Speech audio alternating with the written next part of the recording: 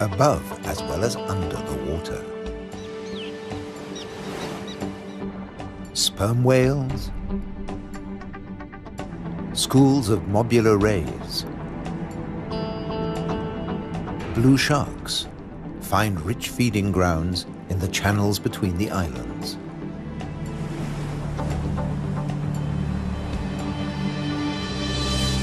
Nutrient-rich reefs draw in life. Blue whales seek out tons of krill in ocean depths. Here, around the Azores, Europe's wild islands.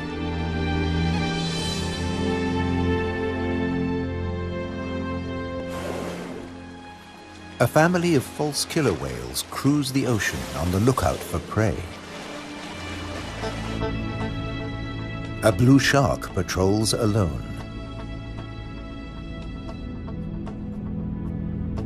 Shoalfish confuse single predators.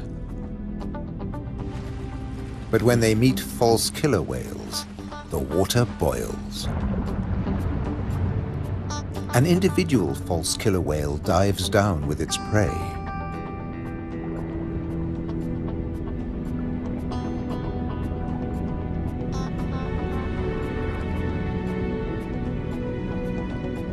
A blue shark comes late to the feast, drawn by scent molecules. But this morsel presents a problem.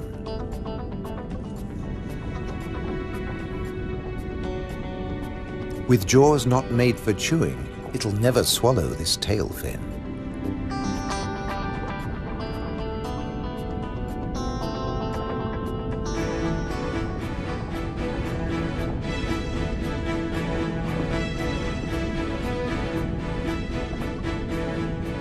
Most fish force water through their gills to breathe. This shark can't, so it has to keep moving.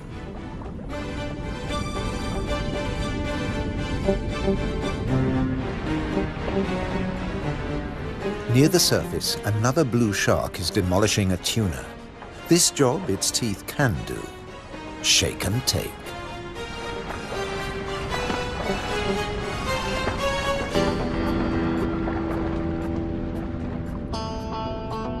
Fragments streaming from its gills float to the surface.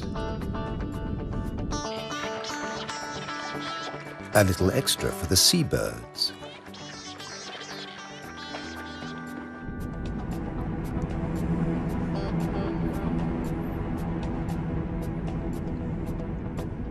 Not all the remains go up.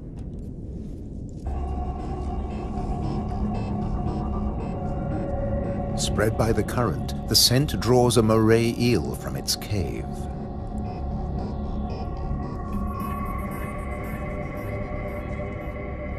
Sea bream, triggerfish, and painted combers are on its tail.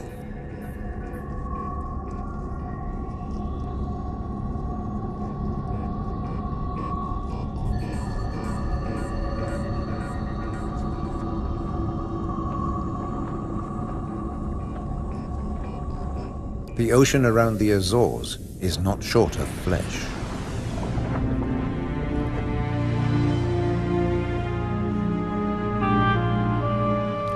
And yet above the water, the islands themselves have no large wild animals. When Portuguese sailors landed on the Azores in 1427, these first humans found no vertebrates at all, except birds and two small species of bat. The birds evolved over time. This variant of the grey wagtail lives only on the Azores.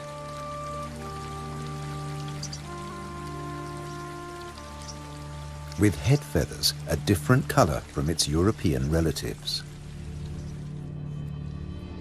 Whole islands have changed too. Santa Maria must have been much warmer once.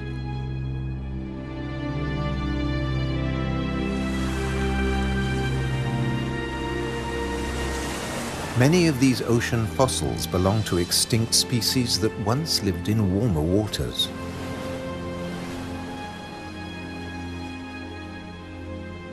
The water temperature may have fallen, but not the diversity of species.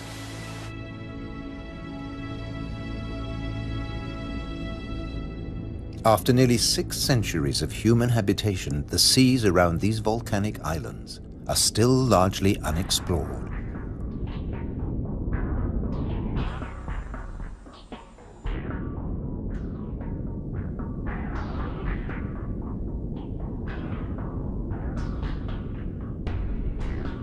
This is the world of the anglerfish.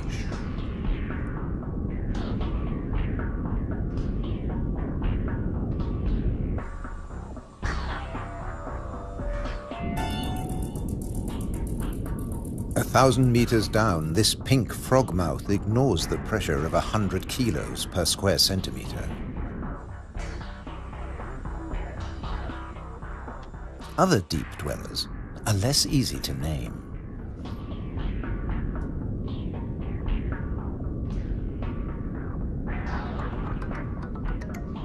In the darkness, it's easy to underestimate your prey. It has to fit into your stomach.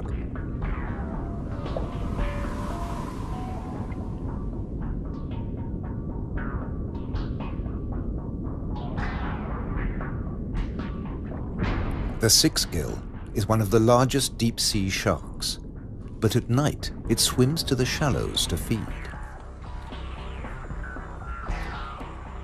The spider crab lives in darkness. It has never seen this kind of light. Nor has its coral community. Beyond the scorpionfish and past the deep-sea sponges, there's an unknown world.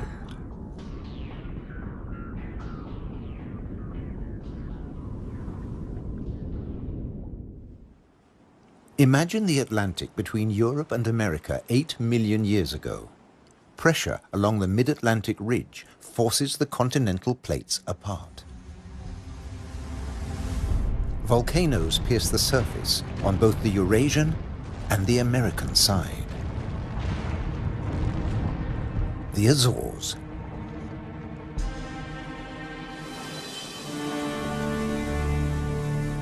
Most of the volcanoes are dormant. Water, not lava, fills their craters.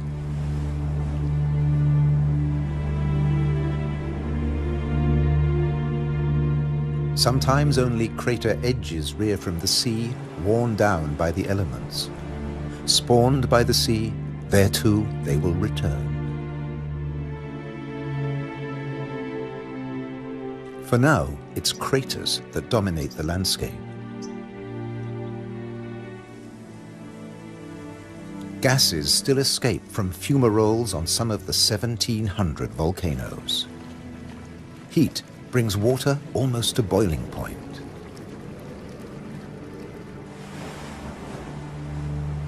A massive eruption hit Fayal Island 60 years ago.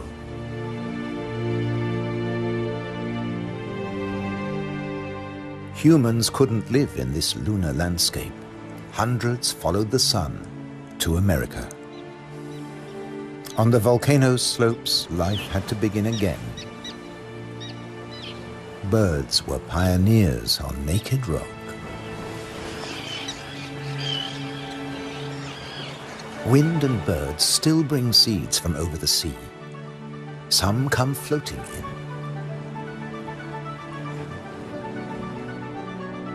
Humans brought the Hottentot fig, and plants create the first soil on bare rock.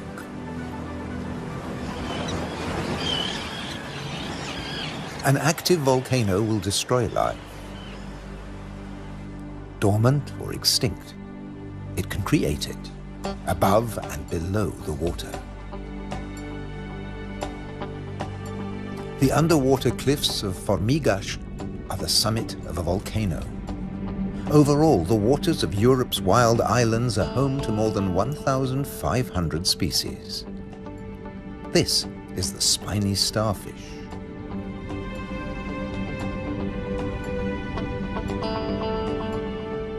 There are 530 fish species, like the damselfish, swarming along reef ledges.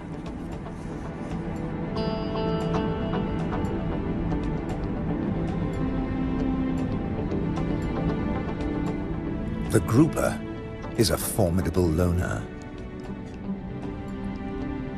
Its giant maws scare off intruders.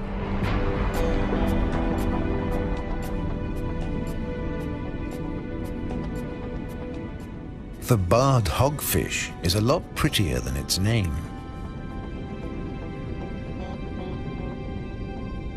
It's a protogynous hermaphrodite like its cousin, the grouper.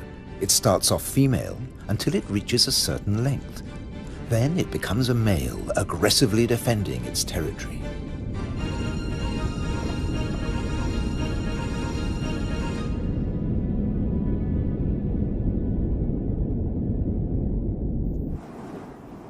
The archipelago's weather changes too, up to 4 seasons in a single day.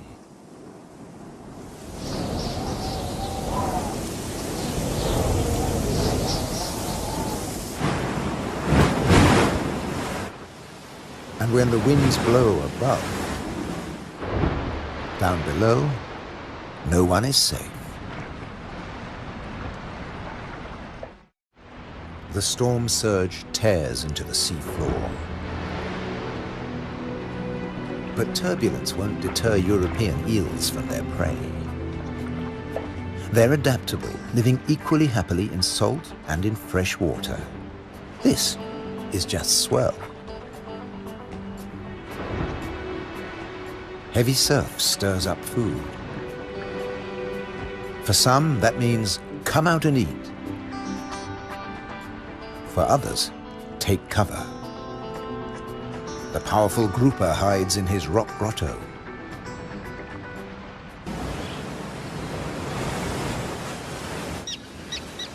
In churning waters, it's tough to spot your prey. But the common terns have no choice. The first chicks have hatched, and they're waiting to be fed.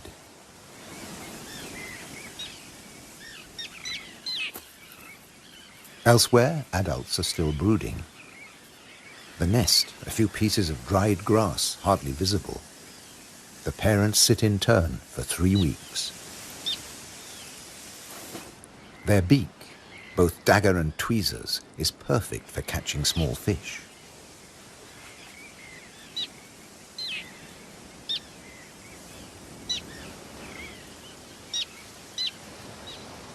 "3,000 pairs breed here.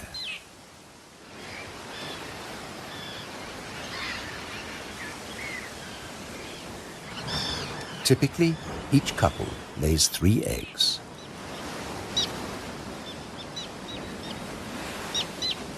The chicks are fed for 4 weeks, till they can fly as well as their parents.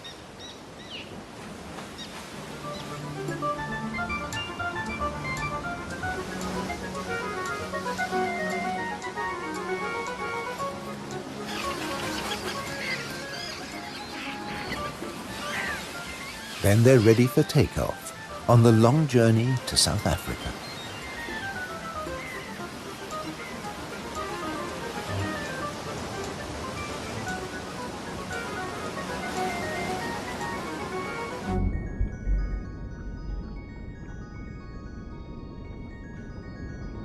Under the water, survival can depend on staying still, very still, like a wide-eyed flounder.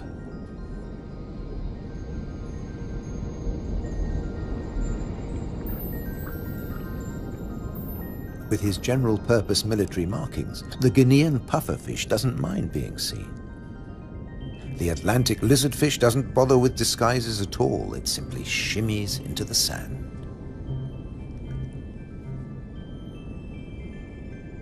This may fool both its prey and its predators.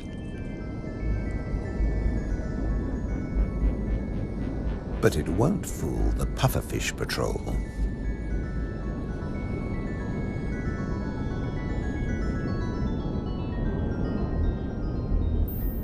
The shamefaced crab folds its pincers to protect its gills and digs itself in.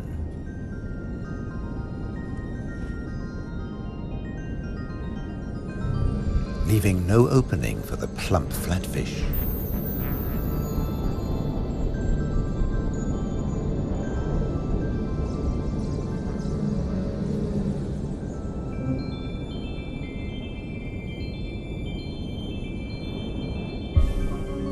Bye.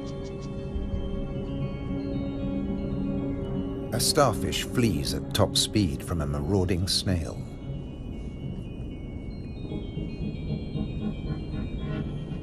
The Triton snail feeds mainly on echinoderms like the purple sea star.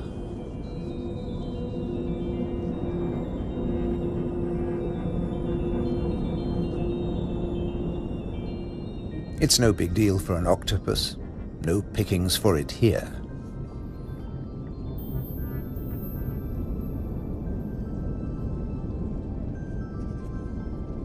Sacrificing an arm, the starfish gets away.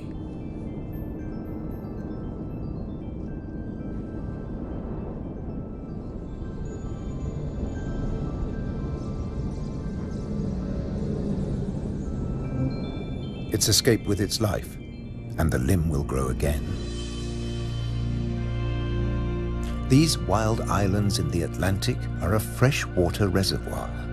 Vast amounts of seawater vaporize in the warm ocean air, and freed of salt, they unload onto the Atlantic islands.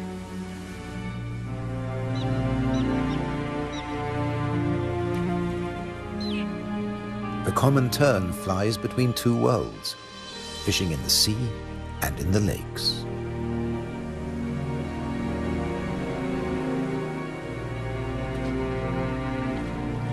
Humans brought the freshwater fish to these islands.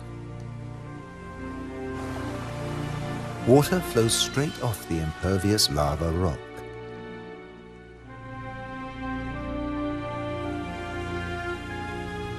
But peat moss sucks up huge quantities of water like a sponge, taking it in through every surface. Deprived of oxygen, the dead parts of the moss never rot. The extremities keep on growing, and the moss colonizes more and more of the bare rock.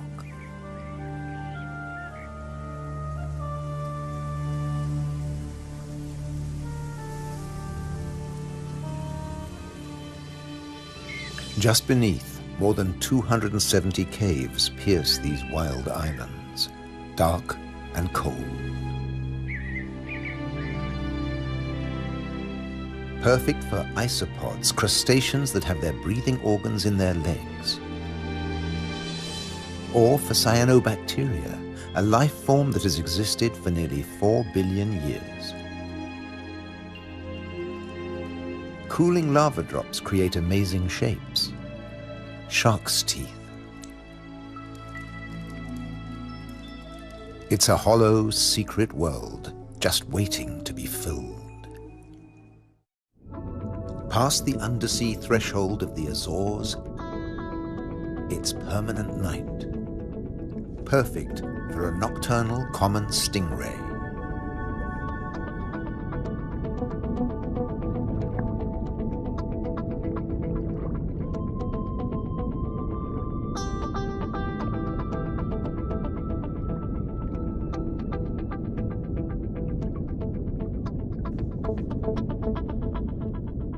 It's not alone here. Sliding over the cavern walls, unicorn shrimp. In the camera light, combers and scorpionfish snatch at their prey.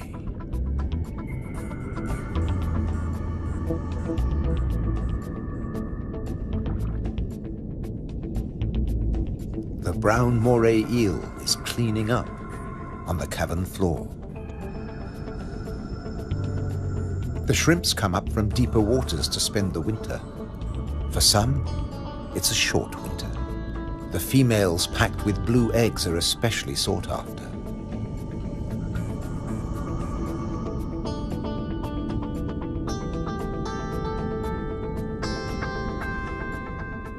The shrimps also live off crustaceans, their own species. What's left of the moray eel's dinner?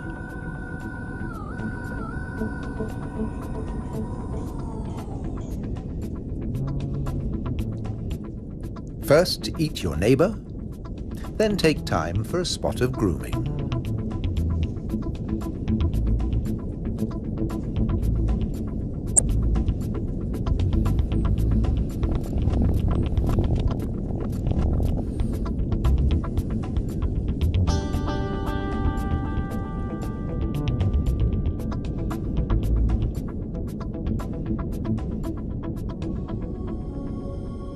Nearby, on the rocks, an octopus with a human face reaches out.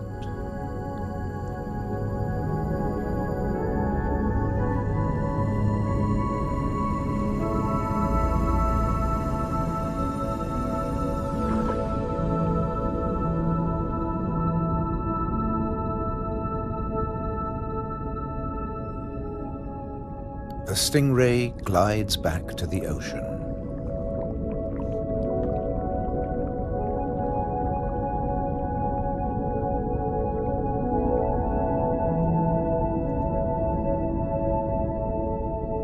Passing the hundreds of bristleworms growing in front of the cavern.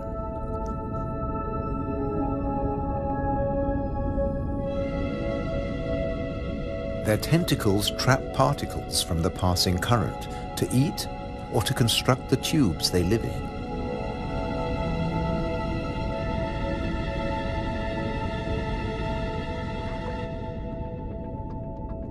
Deeper down is a mysterious place, a rare sight in the Azores, a garden of soft corals. They don't make chalk exoskeletons like their tropical cousins.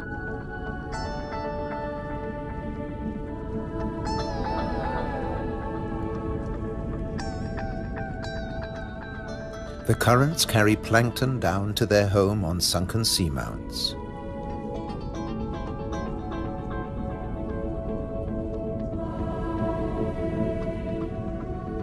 The venomous buried anemone is active only at night. During the day, it contracts. Once, scientists couldn't agree whether corals were plants or animals, so they called them anthozoa, flower animals.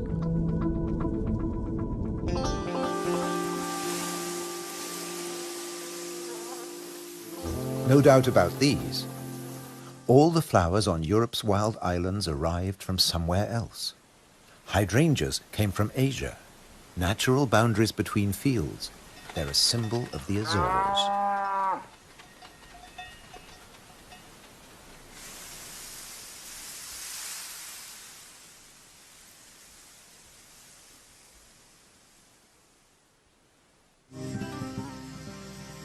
Hundreds of stone walls create hundreds of microclimates for the vines the settlers brought in the 15th century.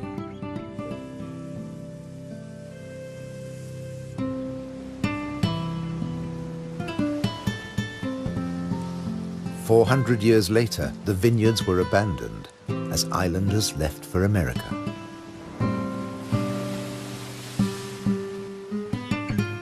The stone walls became a playground for Madeira lizards. They were brought here by seafarers too. Azores wines are now fashionable again. Nearly 1,000 hectares, more than 2,000 acres of ancient vineyards on the island of Pico have been declared a World Heritage Site by UNESCO. The ruts of ox carts, once the island's only transport. They dragged firewood and building materials for houses and stone walls. And they carried the new wines down to the coast to ship to Europe, but at a cost. Beneath these waters is the strangest, most dangerous place on the Azores. They call it the Anchor Graveyard. Scores of great iron anchors lying on the seabed. When an Atlantic storm hit, the only way to save your ship from the rocks was to cut the anchor rope fast and dash for the open sea. The iron left behind has become a rusting reef for a multitude of creatures. These anchors are coated by algae and tube worms.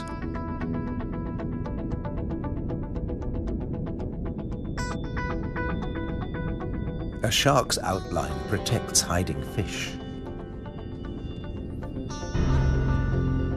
The grim-looking sea robin feels its way. The 3 front spines of its pectoral fins have their own receptor cells for finding food. The Mediterranean moray's mouth is mournful, but it's miming the call of the sea robin's swim bladders. A common octopus discreetly searches for food. It will fit in anywhere.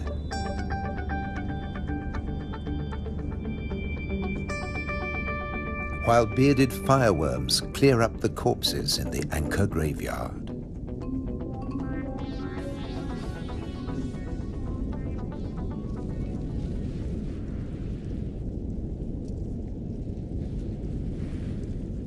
They are the mobile relatives of the immobile tube worms.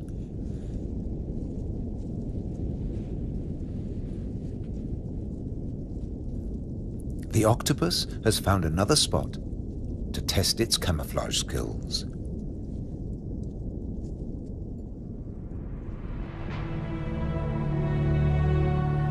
Above water too, human presence is everywhere, even in the craters.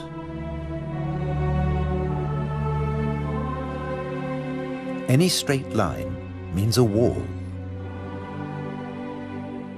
one that protects the grazing horses and cattle. By keeping the grass short, these domestic animals help the seasonal visitors that have been coming here for thousands of years. The ruddy turnstone digs to find fresh food. Black-bellied plover fly in from Russia on their way to their winter quarters in South America and South Africa.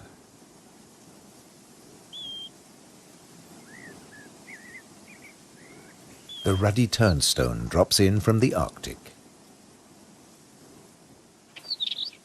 The northern wheatear arrived from Canada via Greenland. The American pipit drifted in from North America. The blackbird? Well, it's here all year round. It's an endemic variety. The male is darker and glossier than its mainland cousin. Birds have to transport their own weight. A little body can be a big advantage on a long journey. But weight doesn't matter to other migrants. They're supported by water.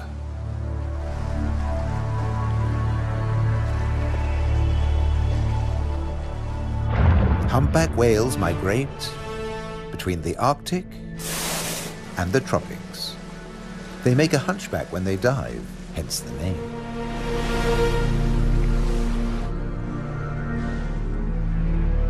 A pod of fin whales, the blue whale's closest relatives. The two species can interbreed. They swim back and forth between Arctic and subtropical waters.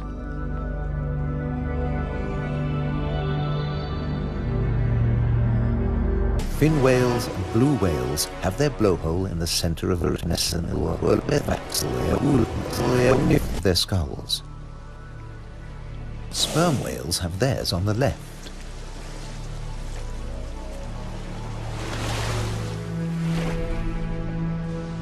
Baleen whales spend long periods sieving krill and plankton from the waters of the Azores.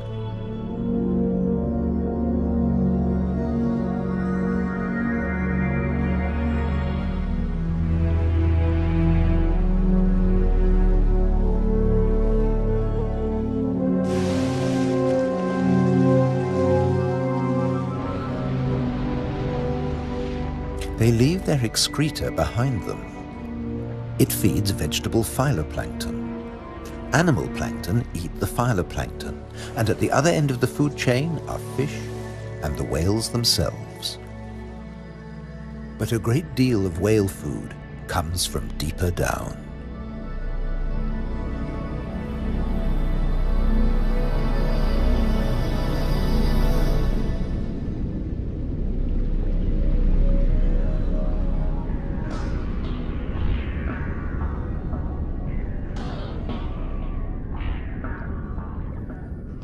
Meanwhile, not all the creatures of the eternal darkness are permanently banished to the depths. Every night, countless organisms leave the realm of the bizarre anglerfish and rise into shallower waters. Colossal amounts of krill join them on the upward journey. A nightly vertical migration. Salps and bioluminescent comb jellies illuminate the greatest movement of biomass on Earth. All here to harvest the vegetable plankton or get eaten themselves. This innocent-looking blob is anything but. A Portuguese man-o'-war is a colonial organism, a conglomeration of polyps serving different functions. One polyp is the sail. Innumerable other polyps repel invaders or catch booty with tentacles that stretch up to 30 meters. On the right, a salp has become ensnared. Venom from stinging cells kills the prey. The tentacles drag it to the mouth.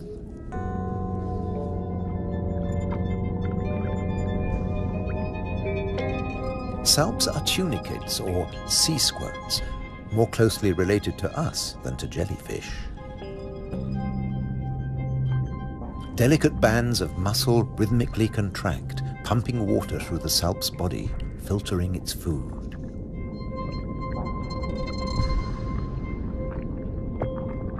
Salps build into chains and can direct themselves through the water.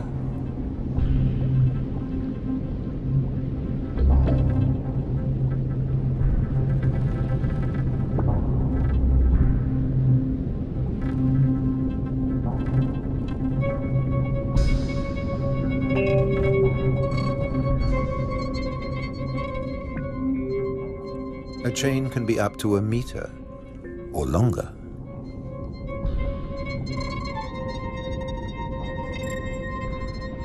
Unlike salps, many jellyfish have venomous tentacles. But they too have predators. They're one of the favorite foods of loggerhead sea turtles.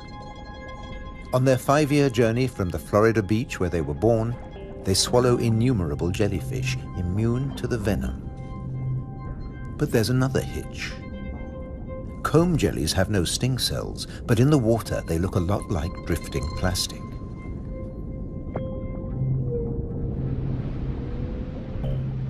And that's the problem. The turtles try to eat plastic, and it kills them.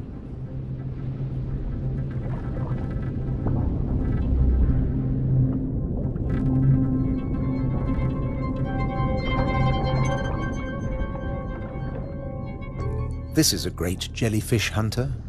At up to 3 meters in length, the ocean sunfish particularly relishes the Portuguese man-o'-war. But that too catches other jellyfish.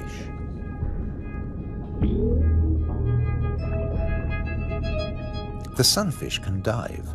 This heaviest of all bony fish tears its prey apart in the depths.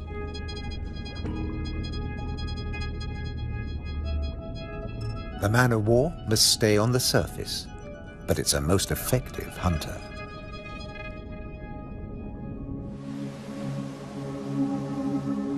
The Cory's shearwater also has a successful strategy, at least in its familiar world.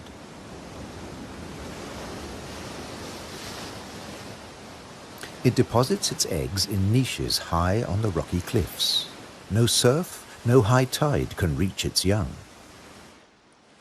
But now they face a new danger. Stray cats.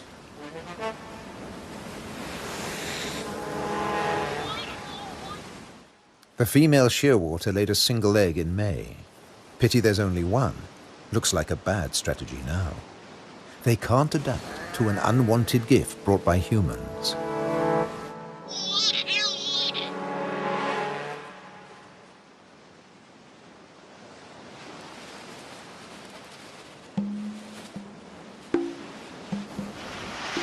On the island of Corvo, more than 80% of predated chicks are the victims of cats.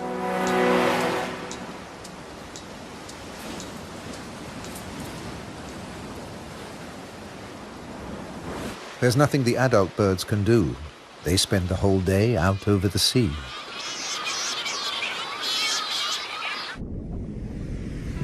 By contrast, periphyton, a mix of algae, bacteria, and microbes, stay where they grow, ruled by time and tide. Some quickly find a home on flotsam and jetsam. Attached and yet mobile, they drift across the ocean. Goose barnacles fix onto hard surfaces. Their cirri grasp plankton from the water. No matter what it's made of, marine debris attracts life forms.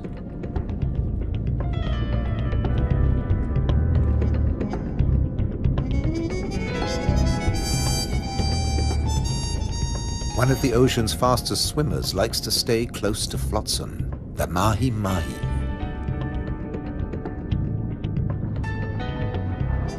Because floats and buoys provide protection in the open sea. Some species may have survived ocean transfer as passengers on floating debris.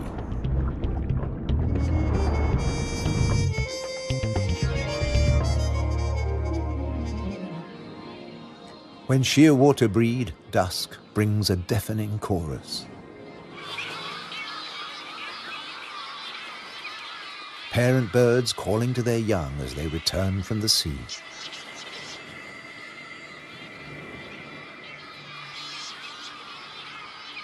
The birds recognize each other's cries. 75% of all the world's shearwaters breed in gigantic colonies on the Azores.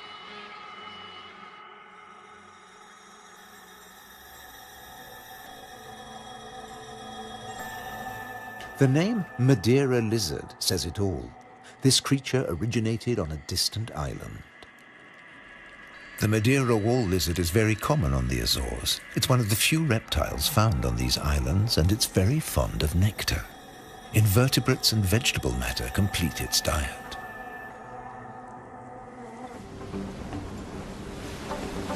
Just across the bay is the domain of a giant. This is the whale shark. The world's biggest fish. That's what 12 meters of muscle and cartilage say about the whale shark. Like mobula rays, it's mainly a plankton eater, but also eats crustaceans and small fish.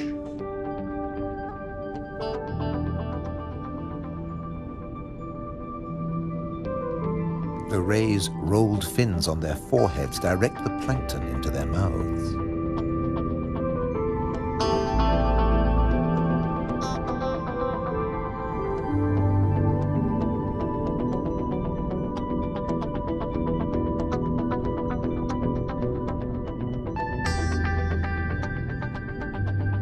Mobula rays are part of the manta ray family. They cruise in small groups, shadowed by fish using them as cover and picking up their leftovers. Flying in slow motion, the rays dance through the ocean, round the volcanoes.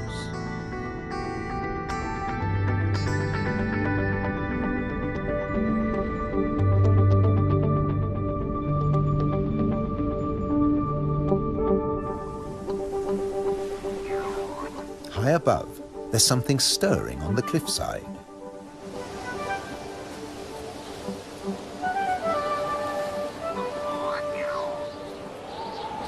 A Cory's shearwater leaves the nest niche for the first time. He doesn't know a thing about flying, but his parents have stopped feeding him. He has to learn to fly as fast as possible, or he'll never have a meal again.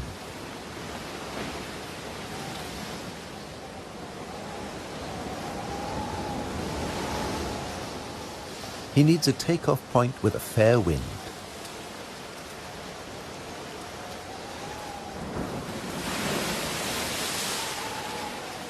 Even on the rocks, he looks unsteady.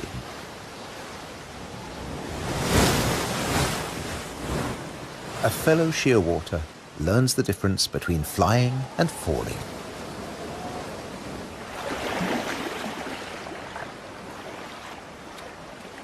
If you're already on the surface of the sea, there's nowhere further to fall. But getting aloft is even more difficult.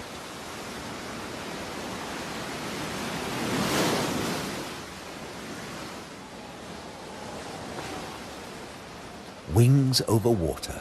That's the right idea.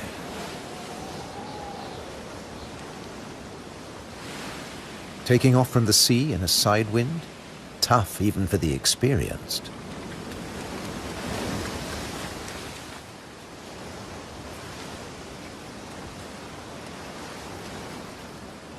It's now or never.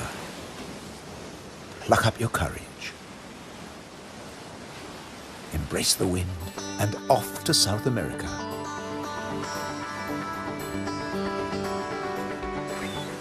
On the Azores, you're either coming or going.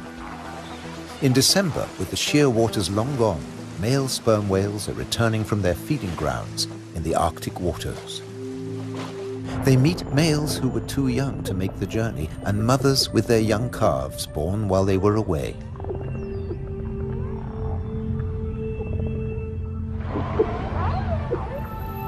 While the mother dives for food, her calf stays on the surface.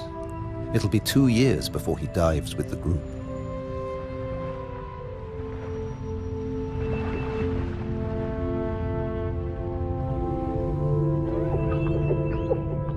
The whales will seek giant squid at a depth of 1,000 meters. At 18 meters and weighing in at 50 tons, sperm whales are the world's biggest toothed whales.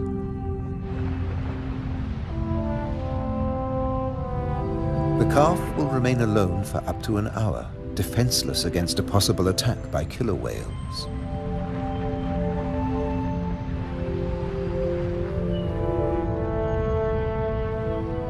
Finally, the group return from the deep.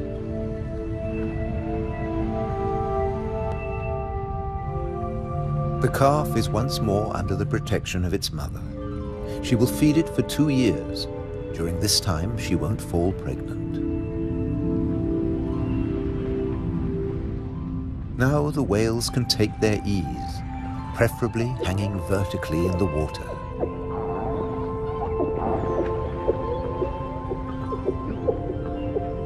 Someday the calf will join the long migration to the Arctic, before returning to Europe's wild islands, the Azores.